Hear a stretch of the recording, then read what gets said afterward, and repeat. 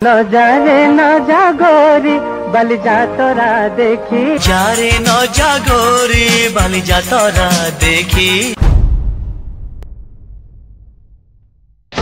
कटक कटक कटक माने दहीबरा आउ दहीबरा माने भाईचारा आउ भाईचारा कहले सिल्भर सिटीर शोभा बढ़ाए ओडिशा को स्वतंत्र कराए आम दहीबरा आम दहीबरा आम दहीबरा। दहीबरा ना जेमिति स्वाद भी सेमिति ना शुणिले पाटिरे आसी जाए पानी। दहीबरा उपरे आलुदम ता उपरे गुगुनी आउ ता उपरे गुंड गुंड पियाज सांगकु सेव आउ टिके दही। सकाळ हेउ कि संध्या दहीबरा टिके नहेले मन माने ना।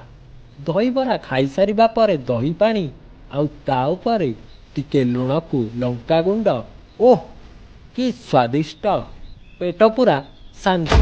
पूर्व काल कलिंग देशर साधव पुओ माने कटक चोब्रा महानदी ठारू जलपथ दे नौ वाणिज्य करुथिले। सेही कालरू कटक वाणिज्यर पेंठस्थल रही आसीछि। ए नौ वाणिज्यर आउ एक प्रमाण हैला विश्व प्रसिद्ध ऐतिह्य बालीजात्रा कटक, जहा सुदूर प्रदेशरू अणा जाइथिबा नानादी द्रव्यर बिक्री बटा पाई प्रतिवर्ष कार्तिक पूर्णमी ठारू अनुष्ठित होई आसुछि। संप्रति चोब्रा बाट देई ए नौ वाणिज्य आउ हेउना, मात्र राज्यर मुख्य वाणिज्य केन्द्र भावे कटकर ख्याति आज मध्य अछि। कटकर पाउन बजार देवन गली खाद्य शस्य लुगापटा औषध सुनार अलंकार यांत्रिक कल इलेक्ट्रोनिक्स आदि बहु अधिकृत बेपारी माने अछंती। उपकूल ओडिशा तथा सारा राज्यर छोट दोकानी माने कटक आसी एई बड़ बड़ बेपारी मानक ठारू जिनिस पुरुष धरी मुख्यतः मारवाड़ी सिंधी गुजराती माने सबु बड़ व्यवसाय चलाउछन्। सेति मध्यरु चौधुरी बजार रे लुगापटा अलंकार, चाउलिया कवि हरिपुर रोड लुगापटा, भीम चौड़ी रे अलंकार, राणीहाट मंगलबाग ठारे लुगापटा औषध ओ भेषज उपकरण, कलेज छकरे इलेक्ट्रोनिक घर तैयारी सामग्री औषध, बक्सी बजार रे वैद्युतिक उपकरण नुआ मोटर गाड़ी यंत्रपाति, मालगोदाम रे खाद्य शस्य मसला, पत्र बजार कटक भारतीय डाक विभाग व्यतीत एक घरोई संस्था मान सुविधा सहजरे उपलब्ध। सरकार परिचालित भारत संचार निगम छड़ा एयरटेल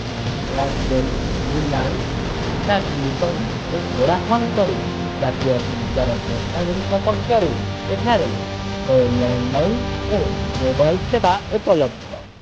भारत संचार निगम और एयरटेल आदि संस्था ब्रॉडबैंड इंटरनेट सेवा जोगाई देउछंती। कटकर प्रमुख अनुष्ठान मानक मध्यरु बारवाटी स्टेडियम अन्यतम, जहाँकि अंतर्जातिक क्रिकेट मैच लगी सुप्रसिद्ध। कटक तार रूपा तारकसी काम पाई एहाकू रौप्य सहर मध्य कुआ जाई थाए।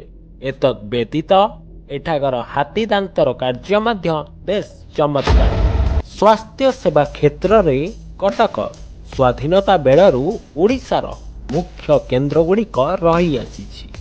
महानदी कूल थिबा श्री रामचंद्र भंज भेषज महाविद्यालय ओ डाक्तरखाना ओडिशार सर्वपुरातन ओ सर्वबृहत अटे। सारा उपकूल ओडिशा तथा सुदूर पश्चिम बंगर लोक माने एई डाक्तरखाना उपरे निर्भर करिथांती। पुरपल्ली रे एहा बड़ डाक्तरखाना भावे बेस परिचित। एथिसह सरदार वल्लभ भाई पटेल शिशु रोग स्नातकोत्तर संस्थान बा शिशु भवन, कुष्ठ सेवाश्रम ओ चिकित्सालय मध्य रही अछि।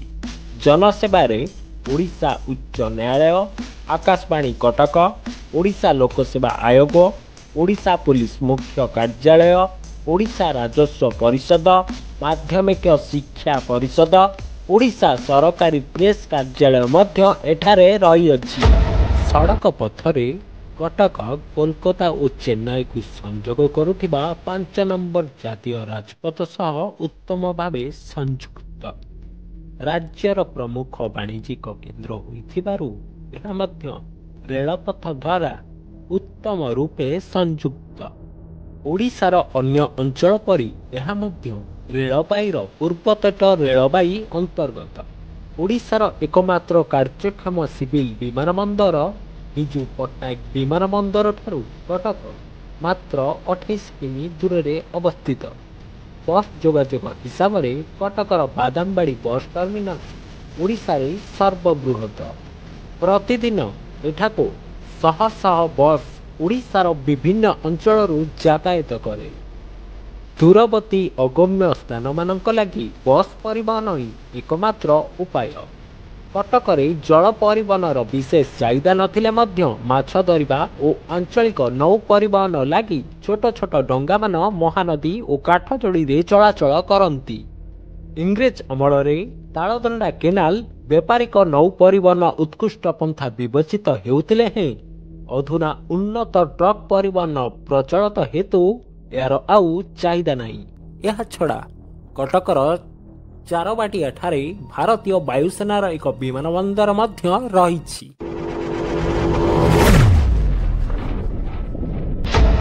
ବର୍ଷ ବର୍ଷ ଧରି କଟକ କ୍ରୀଡ଼ା କ୍ଷେତ୍ରରେ ଓଡ଼ିଶାର ଏକ ପ୍ରଧାନ କେନ୍ଦ୍ର ଭାବେ ରହିଆସିଛି। ଓଡ଼ିଶା ଅଲିମ୍ପିକ ସଂଘ, ଓଡ଼ିଶା କ୍ରିକେଟ ସଂଘ ଆଦି 30ରୁ ଅଧିକ ରାଜ୍ୟସ୍ତରୀୟ କ୍ରୀଡ଼ା ମହାସଂଘର ମୁଖ୍ୟ କାର୍ଯ୍ୟାଳୟ କଟକ ନଗରରେ ଅବସ୍ଥିତ। କଟକରେ ଥିବା ବାରବାଟୀ ଷ୍ଟାଡିୟମ ଓଡ଼ିଶାରେ ଥିବା ଏକମାତ୍ର ଆନ୍ତର୍ଜାତିକ କ୍ରିକେଟ ପଡ଼ିଆ। ଏହି ପଡ଼ିଆରେ କ୍ରିକେଟ ସହ ଜାତୀୟ ଓ ରାଜ୍ୟ ଫୁଟବଲ ପ୍ରତିଯୋଗିତା ମଧ୍ୟ ହୋଇଥାଏ। କଟକରେ କ୍ରିକେଟ, ଫୁଟବଲ ସହିତ ଅନ୍ୟ ଖେଳମାନଙ୍କ ପାଇଁ କ୍ରୀଡ଼ାଙ୍ଗନ ମଧ୍ୟ ଗଢ଼ାଯାଇଛି। ସେଥିମଧ୍ୟରୁ ବାରବାଟୀ ଷ୍ଟାଡିୟମରେ cricket, football, Jawaharlal Nehru indoor ଷ୍ଟାଡିୟମରେ badminton, volleyball, gymnastic, Bhubanananda Odisha school of engineering ପଡ଼ିଆରେ କ୍ରିକେଟ, ଫୁଟବଲ।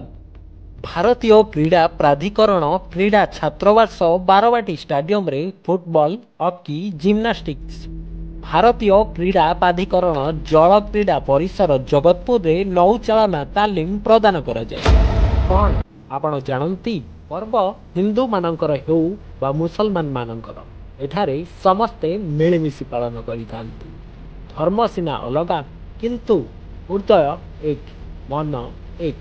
ରାମନବମୀ ହେଉ କି ଇଦ୍, ଦୁର୍ଗାପୂଜା ହେଉ କି ବଡ଼ଦିନ, ବିନା କୌଣସି ମତଭେଦରେ ଏକଜୁଟ ହୋଇ ଖୁସି ବାଣ୍ଟିଥାନ୍ତି ସମସ୍ତେ। ଏଥିପାଇଁ ତ କଟକକୁ ଭାଇଚାରାର ସହର ମଧ୍ୟ କୁହାଯାଏ। କଟକ ସବୁବେଳେ ଭାଇଚାରାର ଉଦାହରଣ ଥିଲା ଓ ଉଦାହରଣ ହୋଇ ରହିବ। ଏକଥା ଆମେ କହୁନାହୁଁ, ବରଂ ଯେଉଁମାନେ ଏହି ପର୍ବରେ ପ୍ରତ୍ୟକ୍ଷ ଭାବରେ ସାମିଲ ହୋଇଥାନ୍ତି ସେମାନେ ଏହା ଅନୁଭବ କରିଥାନ୍ତି। ଓଡ଼ିଶାର ନିର୍ମାତାମାନେ ଓଡ଼ିଶାର ସଂସ୍କୃତି ଓ ପରମ୍ପରାକୁ ନିର୍ମାଣ କରିଛନ୍ତି। ସେହି ସମୟରୁ କଟକ ସହରରେ ଭାଇଚାରା ରହିଆସିଛି। ନିକଟରେ କଟକରେ ଘଟିଥିବା ଘଟଣାରେ ଭାଇଚାରା ନଷ୍ଟ ହୋଇନି। ଭାଇଚାରା ଏବେ ମଧ୍ୟ ବଞ୍ଚିଛି ଓ ଆଗକୁ ମଧ୍ୟ ବଞ୍ଚିବ।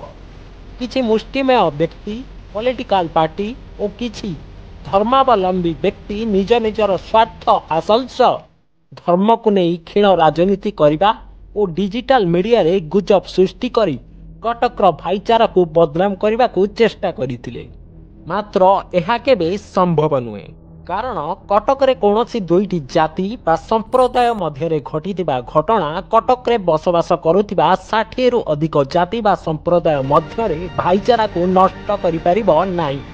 ଏ ହେଉଛି ଆମ ସେହି କଟକ ଯାହା ତାର ତାରକସି କାର୍ଯ୍ୟ ପାଇଁ ବିଶ୍ୱରେ ସିଲଭର ସିଟି ବା ତାରକସିର ସହର ରୂପେ ସୁବିଖ୍ୟାତ। ଏହାର 52 ବଜାର 53 ଗଳି ଆଜି ମଧ୍ୟ ଲୋକଙ୍କୁ ଭୁଆଁ ବୁଲାଇଥାଏ। ଆମ ଦହିବରା, ଆମ ରସଗୋଲା ଖାଇବା ପାଇଁ ସାରା ଭାରତର ଲୋକମାନେ ଆସିଥାନ୍ତି। ଭାଇଚାରାର ସହର କଟକ ସବୁବେଳେ ଭାଇଚାରାର ଦିଗ୍ଦର୍ଶନ ଦେଇଥାଏ। ହିନ୍ଦୁ, ଶିଖ, ଖ୍ରୀଷ୍ଟିଆନ, ଗୁଜରାଟୀ, ମୁସଲମାନ, ସିନ୍ଧି, ମାରୱାଡ଼ି, ତାମିଲ ଓ ତେଲୁଗୁ ଭାଇ ଭାଇ ହୋଇ ସମସ୍ତ ପର୍ବ ପାଳନ କରିଥାନ୍ତି। ସେମାନେ ଆମ ପର୍ବରେ ମିଶିଥାନ୍ତି ଆଉ ଆମେ ମଧ୍ୟ ତାଙ୍କ ପର୍ବରେ। ଯଦି କେତେବେଳେ କେଉଁଠାରେ ମତାନ୍ତର ଦେଖାଯାଏ ଆମେମାନେ ଏକତ୍ରିତ ହୋଇ ବସି ତାହାର ସମାଧାନ କରିଥାଉ।